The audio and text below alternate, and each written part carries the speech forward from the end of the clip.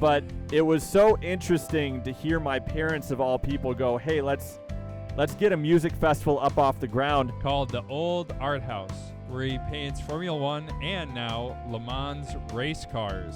The band had been playing for what felt like forever at that point. My dad was like, you know what, why don't we just do the thing? Very timely. This is the first time having a live podcast. Oh God, if this is from you, please help. Well, hello and welcome to Medins. You said that. Yeah, I said that already, but I figured I'd start over. All right. So welcome to Medins is a podcast about our family, but in it we also cover things like marriage, parenting, life, music, ministry, and many other things. One of which is actually Backyard Bash, which we're going to be touching on here shortly. But before I dive in, I want to make sure that everyone knows that BD Sammy's is right behind us, and they are open for business. They have delicious sandwiches, ice cream sandwiches, drinks. But then, after you get that, you're going to want to head on over for dessert to Homemade by Holly over here at the table. She has been working hard to make sure that you guys would all have some access to her beautifully amazing and very scrumptious cookies. I also want to give a good shout out to Base Camp Hope, which is right over here, is a veteran-owned organization that works on helping to heal families that are dealing with PTSD. They are also open for support and donation, so if you're looking to give to someone in something that's very important, please head on over to the table and talk with Diane or John, and they will be of assistance. But if you're also looking for a Bible, they will give you a Bible free, no cost. And if you need it sent to you, they'll cover the shipping. And if you're looking for something else, you can cover them and get a little something in return. You can buy one of their wooden laser engraved challenge coins. They're $10 or by donation. So I'd recommend heading on over there after this, give them a talk, and see how you can get involved and support our veterans that work so hard to keep our country free, but who have paid a heavy price for that. So, today, the topic of the day for Welcome to Medins is Backyard Bash. Timely. Yeah, I know, right? Yeah. Very timely. This is the first time having a live podcast, so I'm very excited but a little nervous. Our dogs are getting pretty stoked about it here, but we actually have the originator, PJ, and Daniel, who are a huge support here for Backyard Bash and making it possible every year. Why don't you introduce yourselves? Well, like you said, I'm PJ. I'm PJ Medin. I am the oldest of the 7 children. Yes, you are. You definitely have the most say in any family matters. What about you? I'm Daniel. I am the youngest of the 7 children.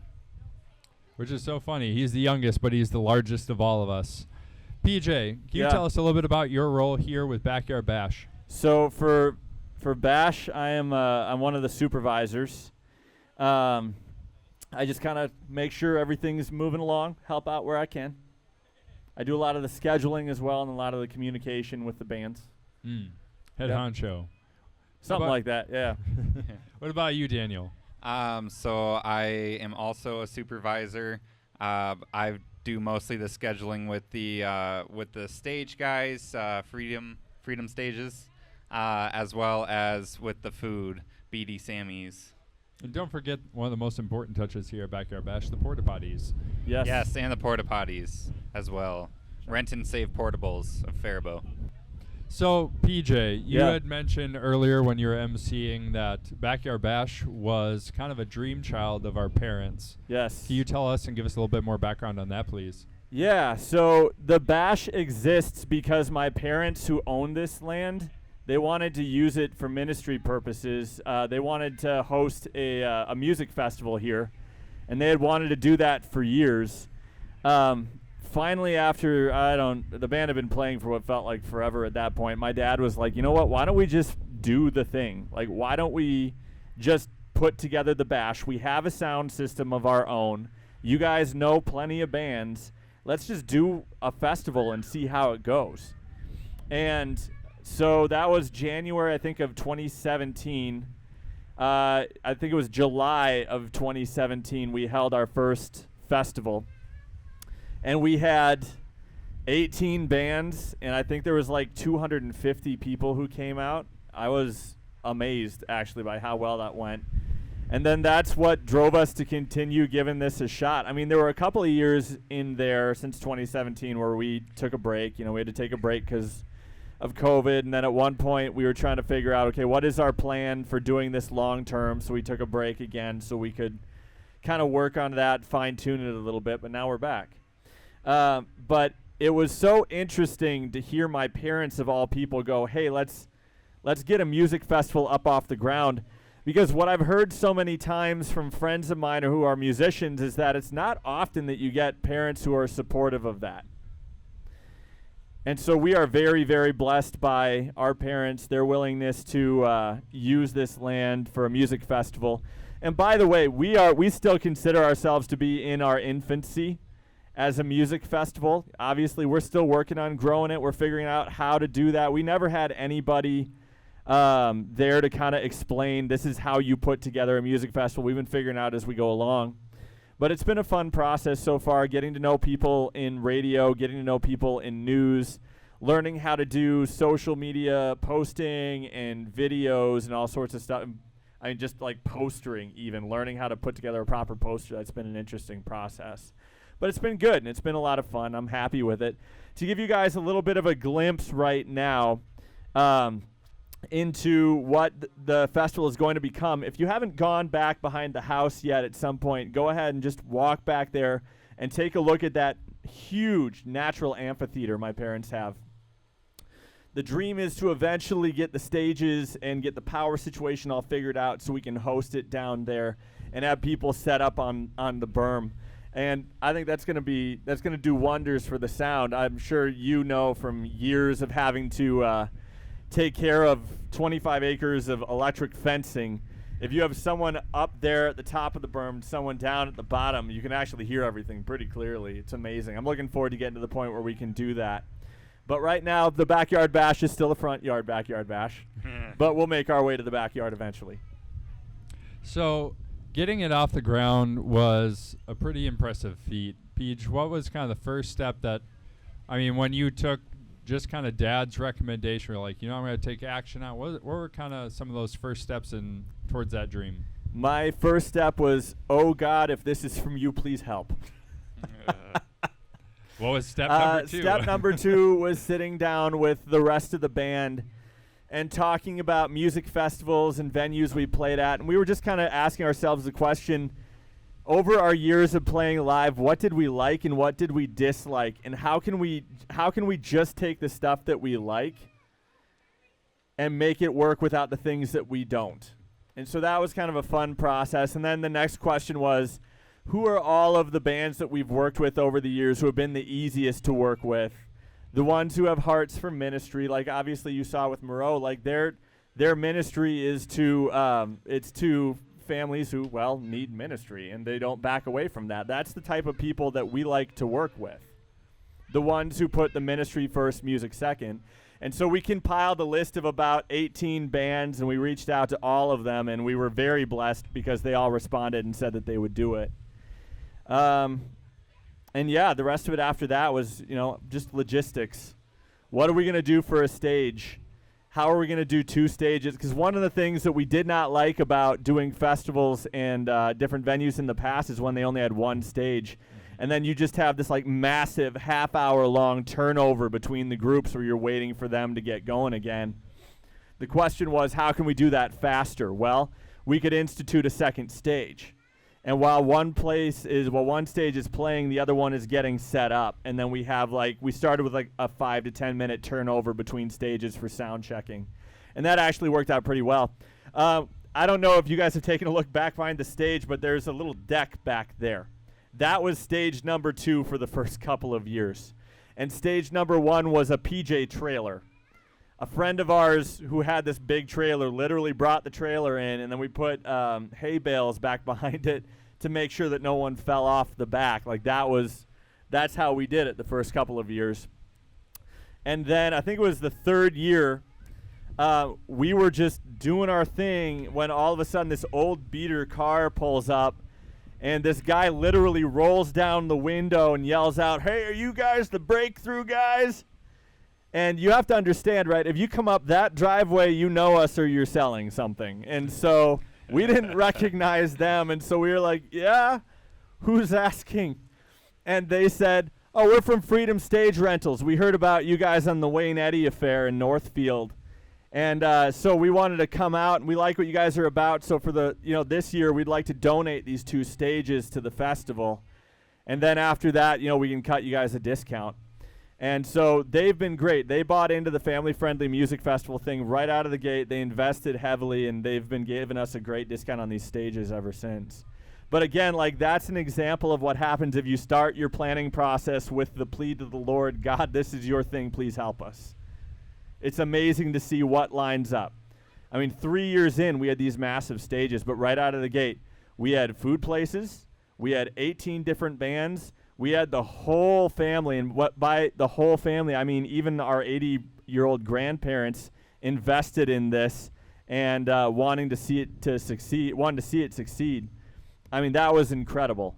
And when we talked to our friends about it afterwards, they're like, you guys have no idea how blessed you are. This is not how family usually goes about supporting rock band stuff. But God lined us up with the right group. So, yeah, that's probably more of an answer than you were looking for, but that's the whole answer. No, I think that's a good one. And you being a huge step to getting this thing rolling, I really appreciate that. That's made a dream kind of come true more than just Dad's, but us getting to play more, us getting to meet more bands. Daniel, though, you came in and you took a big step, and it seems like PJ's CEO, and then you're right there, starting to take care of details. What kind of pulled you in and got you passionate about Backyard Bash? I really, living through the years of Backyard Bash, even not really doing much other than the interviewing of bands, I think this is a super important thing to do. And so when it started to be like, hey, we need somebody to kind of help more on the farm, I was like, all right, I'll do that, and I'll prep it for Backyard Bash. I'll make sure that everything around the land is good to go. And yeah, I feel like this is super important to have every year, if that answers your question. No, I think that answers my question pretty well. It's been fun to see you going from the youngest sibling of 7 kids to stepping up in great leadership potential to take things on like Backyard Bash, taking care of things around the farm, as well as even seeing how when Breakthrough started over 20 years ago, Daniel was just a little kid. Just a little guy. Yeah, just a little guy. A lot shorter than he is today. And he'd come to shows, and he was our shaker man. I remember that. And he'd hold the doors for us when we'd go in and out of places. But now he's playing electric violin and doing a lot of managerial things in order to be able to make this possible. And so as an older brother, that's been a lot of fun to see. Yeah. Thank you. And just to see the way you shot up. You're the youngest, but you're the tallest by a lot. That's true.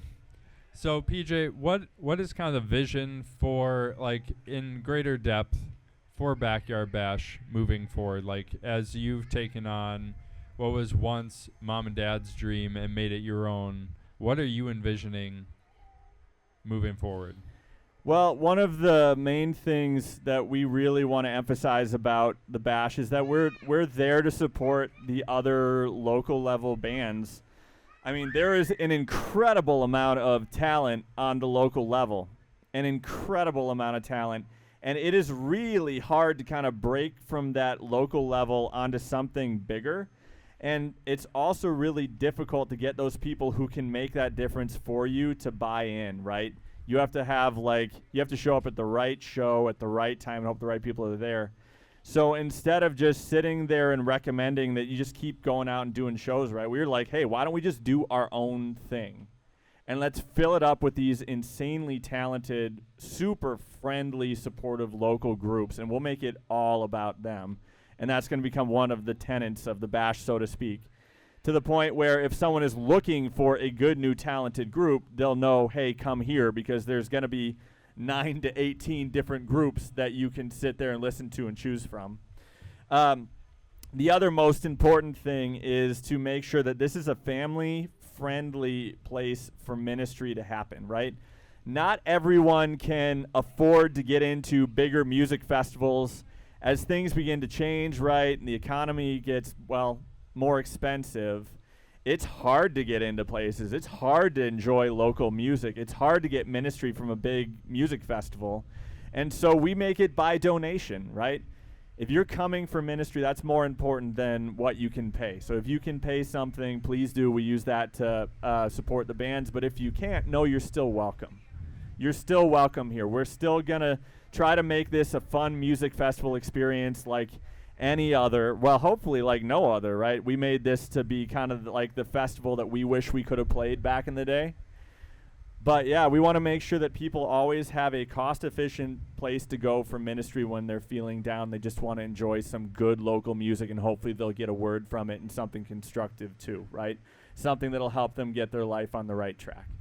Yeah, I remember growing up, and we used to play like Sunshine and different music festivals like that, and it was always like, man, it wasn't cheap. Yeah, it was not cheap to even be a band just to play. Oh, but no. also is like, I want to play that main stage, and then you get put off to a little dinky one on the side where that the no one sound ever guy stops walks by. away mid-show. Yeah. Yes. And so I think one of the things I've admired the most about this is the fact that, like, whether it's a well-known regional band or just a band that started a couple months ago, I mean, they're treated like the big thing. Yeah. And they have an easy of a chance playing on that stage as this one, and even this isn't a bad stage to be on. I mean, this is where Welcome to Medins Live is starting out, on a small stage. And trust me, this is pretty humbling for me and pretty intimidating seeing all you out there, because usually I'm just staring at my camera talking to it. But getting to have some actual people to talk to is a lot of fun. So as we get close to closing this episode of Welcome to the Medins, and we will be doing one more, which is pretty fun, I recommend you stick around because I'm going to be interviewing Catherine and her husband Tyler about their lives living over in Phoenix. I want to quick point out someone who supports this channel immensely from across the globe. His name is Tom Glover, and he has an art business called the Old Art House, where he paints Formula One and now Le Mans race cars. So if you're looking for something that's rather unique, colorful, and honestly a lot of fun to have on your wall, quite inspiring at least for me. I have 3 of these, and my collection is still building. I encourage you to go check him out on Instagram at The Old Art House, or check out his website, get your own painting at www.theoldarthouse.com. And it makes your studio look sick. That's true. My studio has come together because of these different artworks. So thank you very much, Tom. I'm looking forward to connecting with you again here in the near future. Thank you very much, PJ, and thank you very much, Daniel, for your time. I'm looking forward to seeing you all next time on Welcome to the Medins.